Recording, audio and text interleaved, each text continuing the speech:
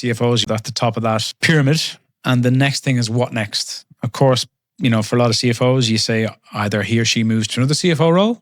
But then, of course, you have a lot of people who say, no, I actually want to be a CEO or a general manager. Just digging into that a bit more, just from your own experience, because you've done it. The pivot in my career came at a point where, I was 39, 40 years old, and I had become the CFO of a significant P&L. And I had been, doing this for, 2 decades. And I was asking myself, okay, what's next, right? And I just naturally gravitated over time towards going beyond the job description, right? So as a CFO, I've always liked, the compliance part, the reporting part, and the forecasting part, the 3 basic pillars there in a finance role. But I really enjoyed going beyond that job description. So what it meant is that every now and then I'd find myself sitting, in rooms with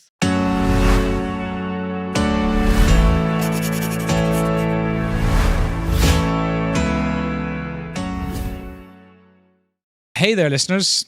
Can you believe it? We're already on season 4 of the Alchemy Uncensored podcast. Before we dive into today's episode, I've got one quick favor to ask. I'm sure anyone that listens to podcasts will know what I'm about to ask. But if you've been loving the journey so far, don't forget to hit that subscribe button and turn on notifications so you never miss an episode, especially as we keep leveling up this season. And while you're at it, why not leave us a review?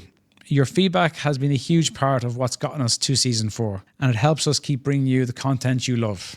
And of course, one more thing. If you're feeling extra generous, share this episode with a friend who'd love to hear it. Let's grow this amazing community together. And all right, that's it for now. So let's get straight into the show. Thank you. Welcome back to Alchemy Uncensored podcast. It's incredible that we're already in our 4th season, and we're excited to continue bringing you honest conversations, fresh perspectives, and valuable insights from leaders across UAE's finance and tax sector. I'm Conor McHugh, the founder of Alchemy Search. And before we dive into today's conversation, we're excited to announce our partnership with Alan, the Middle East's leading corporate card and expense management platform. Alan helps companies eliminate petty cash, reimbursements, and manual reconciliations by automating expense tracking, approvals, and accounting. So finance teams get more control and visibility without the manual work. Today's episode features Igor Marti. Igor is a global CEO and board director with over 20 years of leadership across LATAM, APAC, and EMEA within the consumer goods space. He has steered companies exceeding $3 billion in P&L sales as a CEO and over $5 billion as a CFO. Igor defines himself as a true operator, chasing value creation and employee engagement. He has a track record in accelerated growth, large-scale M&A, and restructuring initiatives across diverse markets. He is widely recognized for building efficient, commercially savvy, high-performing teams and guiding organizations through complex geopolitical and economic environments. He believes in inclusive leadership, competency development, and winning as a team. Igor, I finally got there.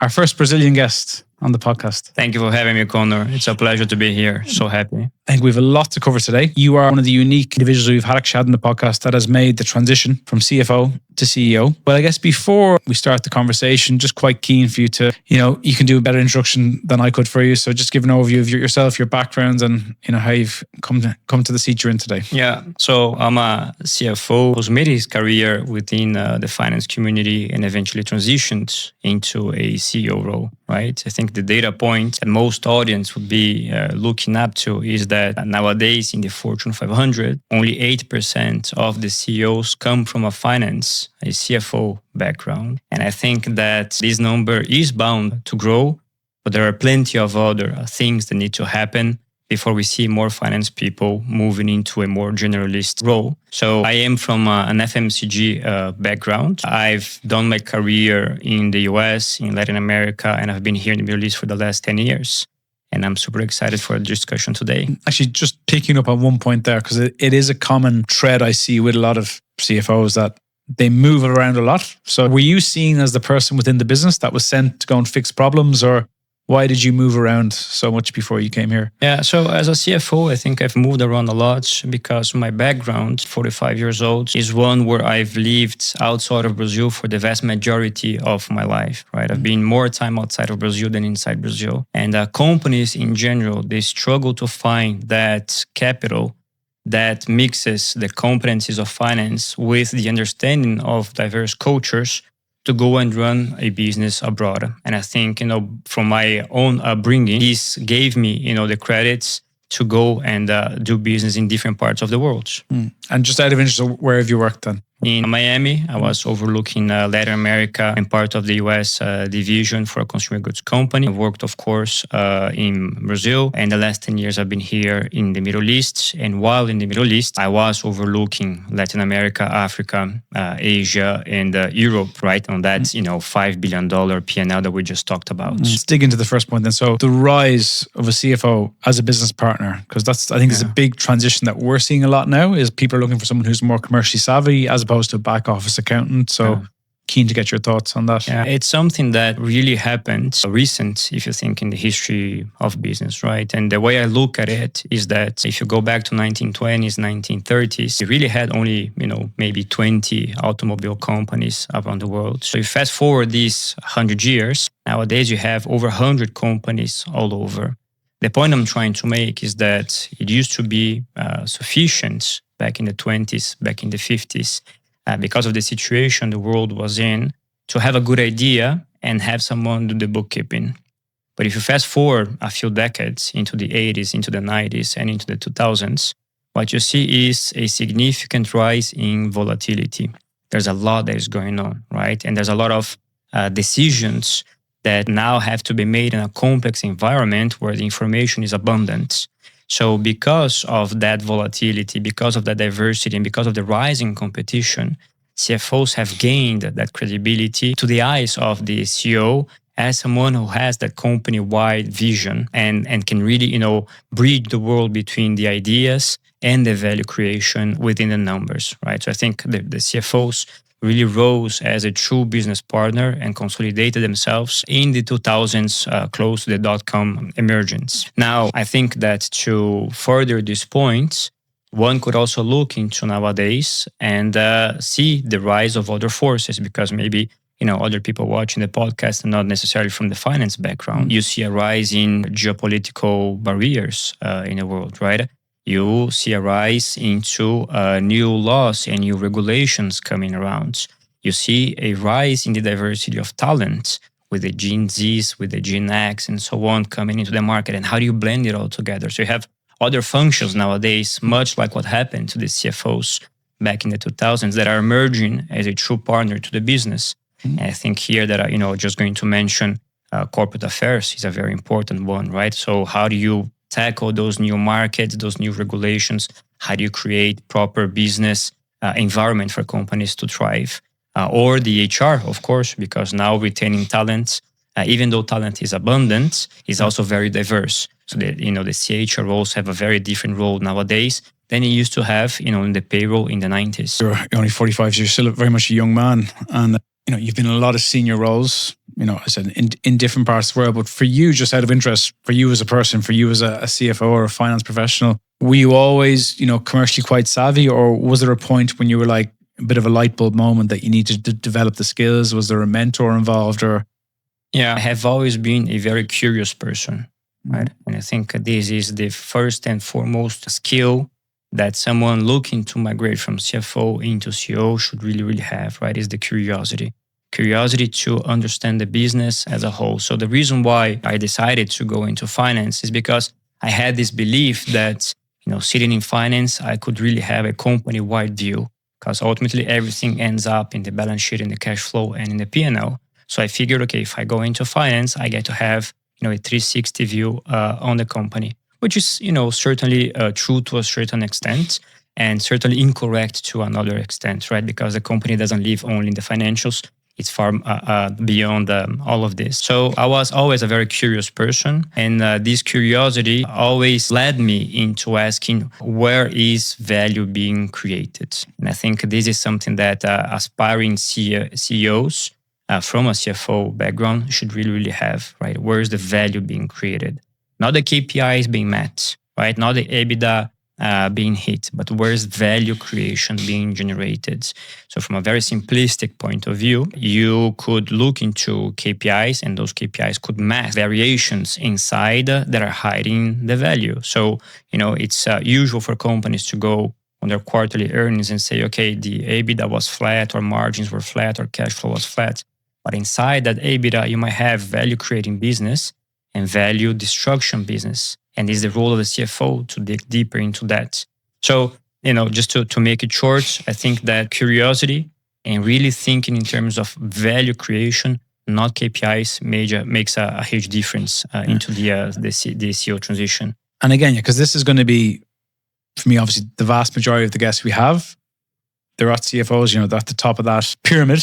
And the next thing is what next? Of course, for a lot of CFOs, you say either he or she moves to another CFO role. But then, of course, you have a lot of people who say, no, I actually want to be a CEO or a general manager. Just digging into that a bit more, just from your own experience, because you've done it. There's no debate in that. So was it for you that, 5-6 years ago, you're like, I want to try and change something, or did an opportunity just come out of nowhere and you went for it? Or was it always at the back of your mind that you wanted to maybe sort of pivot career-wise? Yeah, the pivot in my career came at a point where, okay, I was 39, 40 years old, and I had become the CFO of a significant P&L.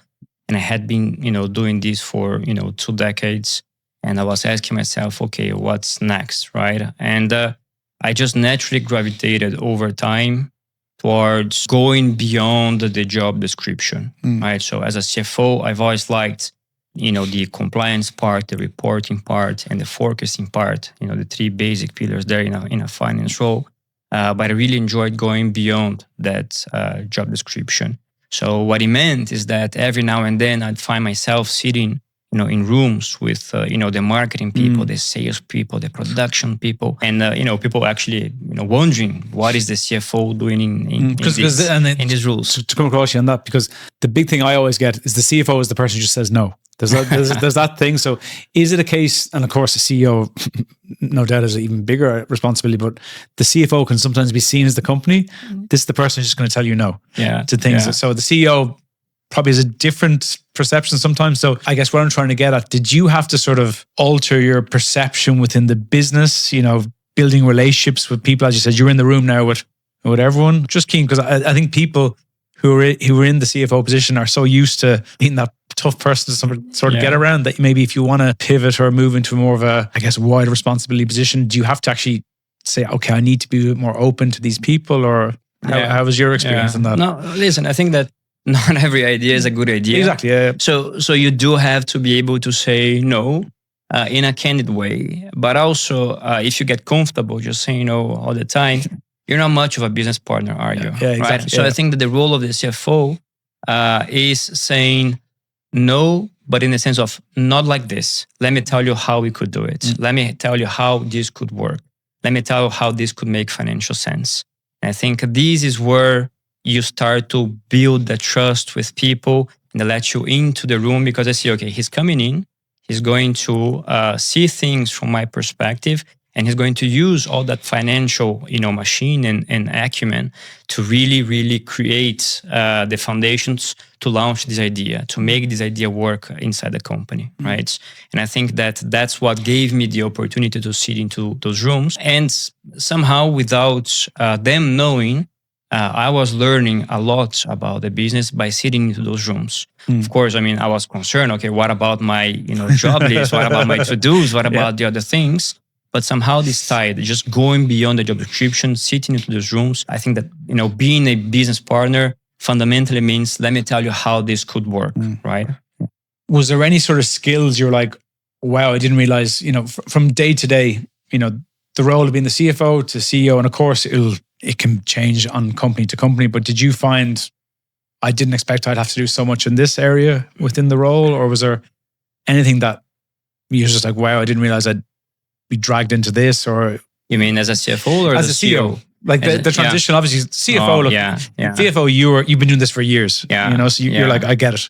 It's just there, boom, boom, boom. But I guess for our listeners that, of course, are curious, day-to-day responsibilities, you're like, wow, I didn't realize I'm going to be doing so much of this. Or because I guess, I'm running a very, very small business, and I know day-to-day I can get dragged into things which I never thought I'd be getting dragged into. But obviously, if you're working for a big, massive business, I imagine everyone has a plan until they get punched in the face, I guess, is the line. But you get, talk us through that. Moving from CFO into the CEO role was an incredibly humbling experience, right? So like you said, you come from, 20 years of being in finance. Whichever topic comes into your desk, you somewhat know where to start, right? So in some shape or form, you've seen it before. And in some shape or form, you don't really panic. You know what you need to do, the people you need to call, the impact it's going to have into the company. Now, moving into a CEO role is a completely different ball game, right? Because all of a sudden, you're dealing with things very, very far away from your competency zone. Yeah. So in my case, I'm just going to talk about, dealing with problems inside quality, right? Here, quality, we're talking about labs, we're talking about tests, we're talking about suppliers, we're talking about regulations. And these are things that are, brand new, coming into the role, while you're also pressured to deliver the EBITDA of the quarter, while you also have a problem with your workforce, with, a company engagement or new training programs or whatnot. So it's a very humbling experience to move into the CEO role, right? And I think that here's where that curiosity comes into play. And here's where having good allies also make a huge difference. Let me just talk briefly about the good allies. We have plenty of time as well. The good allies, it means you need, as a CEO, to have good feedback. And it's hard to get good feedback from the company, not the company entity, but the company, like your peers, your direct team or whatnot, when you're the CEO, right? Yeah. So people fear to overstep, right? Yeah. So I think it's very important. And I think, the board of directors is a very important sounding board, but so is your CHRO, but could be, a mentor, could be any other person inside the company.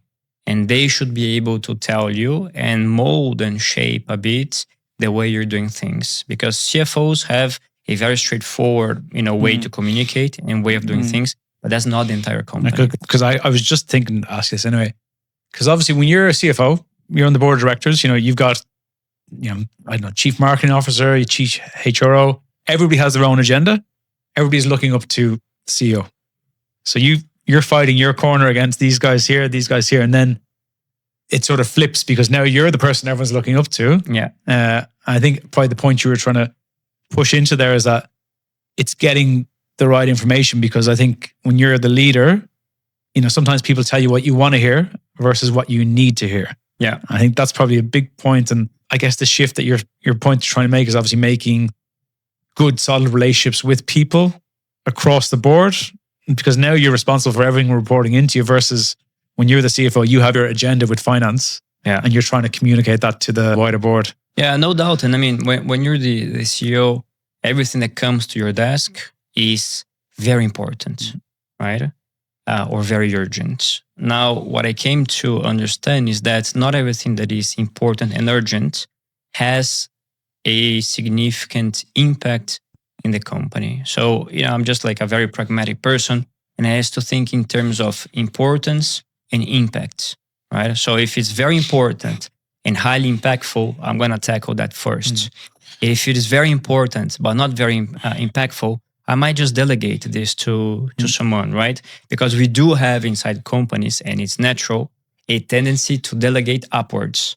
I don't know if this ever came across here in the podcast or not, but we have this idea of delegating down, but it also happens a lot to delegate upwards. Things that are asking of me to decide that really could be taken by someone inside the team. One thing I've always found from these conversations, and I think you're definitely no different than anyone else on that, is that it is about being calm. Anyone I've had in general, they're always just super calm. I think Tiffany always comments that these guys in the senior jobs, man or women, they're just. And I'll never forget one story myself personally. When I was working in Robert Walters in London, and an issue happened with a client, and it basically got addressed to the CEO in Robert Walters at the time. And I'll never forget. For me, it was the biggest issue in the world. I was a bit nervous, my job, everything, and I was actually on an off-site day for good performers at the time. And I'll just never forget the CEO. I was so scared that he was just going to go crazy at me. And he just said very calmly, what's happened? I explained. He said, okay, no problem. And he dealt with it. Like no big words. But for him, obviously, the point I'm trying to make is he obviously has had 10 times worse things happening all around the business. And for me, it was the biggest thing by a mile, but for him, it's fine. And in 2 days, it was done, sorted. So I guess not being emotional about things, I think is probably quite important for your development. But even for me, it's been a big thing, not getting too emotional, but you just need to be calm, level-headed. And because he was so calm, I was calm then. Yeah. But I think if you're a CEO or a leader who gets very emotional about things, that will obviously trickle down to the staff as well. Yeah, no doubt. And I think that the point you're bringing up is super important, because the fact that you did walk to him to mention or report whatever was happening meant for sure that you had a previous relationship embedded into trust. Yeah. That somehow you trusted one another to have this conversation, right? So I think that for CEOs or CFOs aspiring to become CEOs, you need to master the art of communicating. And communicating is very different from reporting, right? From stating something that happened. Communicating is putting out an idea said in million different ways so that the diverse majority of the company understands what you're trying to get to, right? So as a CEO, I had to learn early on to pass on the vision to my team, but have the certainty that passing it on to my team did not mean this would be cascaded down to the rest of the company. So a lot of the time that I spent was actually navigating the company and passing in different ways the message. So you use newsletters, you use the webcast, you use, the town halls, you use the one-to-ones, you use the breakfasts, to communicate the vision to the people so they all understand what we're trying to get to. And this is super, super important to do. So it also speaks to the role of these CFOs that need to be comfortable, working early on, 5 a.m. with your sales team, setting out the KPIs for the day for sales, as well as going to government meetings, asking for, support from the government for a specific venture, and have that kind of composure. You're able to speak, in a very simple way. Yeah. You're able to transition in very high level. A few things there to just pick up on. One of them actually I thought was very good. If you're going to transition into the CEO role, as you said, town halls are a big thing.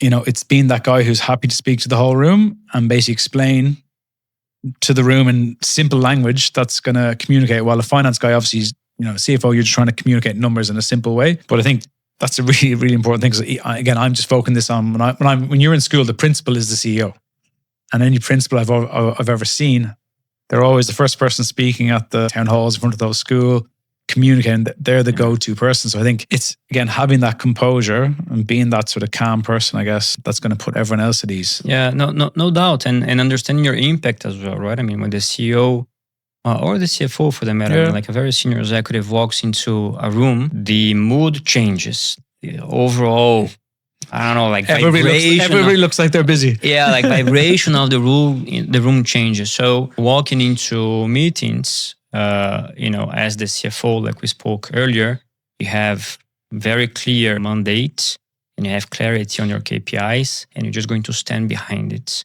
Now, linking to the curious mind, when you're a CEO, you may have to let the discussions drag in search for better discussions. So what I mean by that is, if you walk into a room for decision making, facts are exposed, and you voice your opinion, everyone else will agree with you. Yeah. Everyone else will agree with you. So, like there's this sentence, like, be the last to speak. And I think it's not just because you should, as a leader, be humble, but it's also because the moment you speak, ideas get shut. So it's very important to understand your impact as a CEO, which materially increases compared to being a CFO. What will you not enjoy? If you're doing that transition, you've got a promotion or you're making that move across. What are the things that you've experienced that you don't think finance people will actually enjoy? Playing devil's advocate. We spoke about all the interesting, the good things, but what are the challenging bits that no one really talks about? No, I think that you will not enjoy being a CEO if, first of all, you don't like being under the spotlights. Right? You're under the spotlight 24/7. People are looking at you and hoping that you give them their guidance that is going to create an impact, the mission, the purpose, and everything else. So if you walk into the role and you're having to pose, if you have to act posh, if you have to talk, not be yourself, this is not going to fly very well because it's going to be very, very stressful and not authentic at all. And this gets perceived very quickly. So this is one. You will not enjoy being a CEO if work-life balance means to you 9 to 5, right? Yeah. So there are times to rest. There are times to recharge. But being a CEO really is a 24/7 role. You have to be there. You have to be present.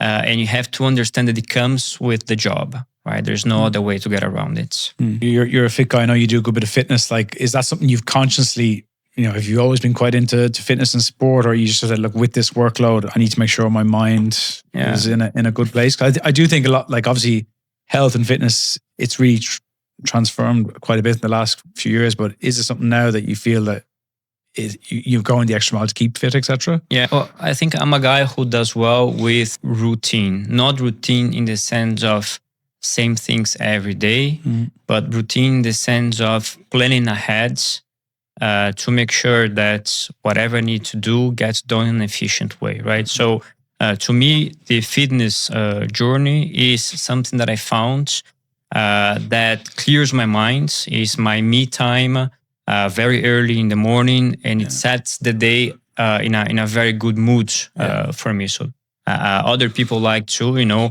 read, or other people like to do other things. So to me, fitness is just part of a broader ecosystem of being very predictable, being very well organized, and having a routine that sets me for success. And then just closing up here now, but as a CFO, you've been exposed to many CEOs. I imagine board, traveling, events, everything. Is there any sort of key sort of common traits you've seen in a lot of the CEOs you've been exposed to? Have they all been from Latin America, or obviously in UAE you've been exposed to obviously many different cultures? But is there sort of some common trends you see with these guys? So I think that most of the CEOs that I've met and that I admire a lot, their share is an unwavering sense of positivity. Very, very positive people, right? Very positive people. And I think this is contagious. People perceive it, people see it, and people trust in it. Now, it's not enough to be very positive.